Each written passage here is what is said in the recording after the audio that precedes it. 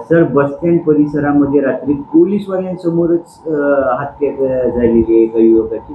काय प्रकरण आहे नेमकं? नाही, पोलिसांसमक्ष झालेलं नाही, परंतु त्या परिसरामध्ये झालेले आहे.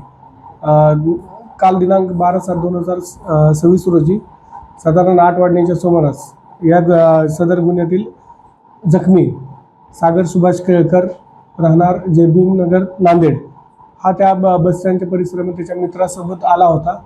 त्याच्यामध्ये या गुन्ह्यातील आरोपी अविनाश इंगोले उर्फ बाटल्या, तसेच त्याचा भाऊ शुभम इंगोले यांच्यामध्ये पैशाच्या देवाणघेवाणीवरून भांडण झालं होतं. त्या भांडणाचाच विपर्यास म्हणून त्या अविनाश इंगोले याने सदर गुन्ह्यातील जखमी सागर केळकर यास चाकूने पोटावर, डोक्यावर, तोंडावर वार करून जखमी केले होते.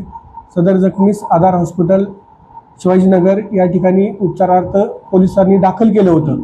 घटनेची माहिती समजता तात्काळ त्या ठिकाणी पोलिसांनी धाव घेऊन जखमी यास त्याच्या मित्रासोबत आधार हॉस्पिटल नांदेड येथे उपचारात दाखल केले होते. उपचारादरम्यान सदर जखमीचा म्हणजे मरण पावला आहे. या घटनेच्या अनुषंगाने जखमीचे आई हिच्या फिर्यादीवरून पोलीस स्टेशन वजीराबाद येथे